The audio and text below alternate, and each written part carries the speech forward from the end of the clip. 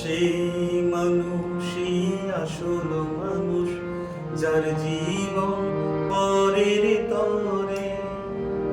রাজার মুকুট ছেড়ে হাসি মুখে সে তো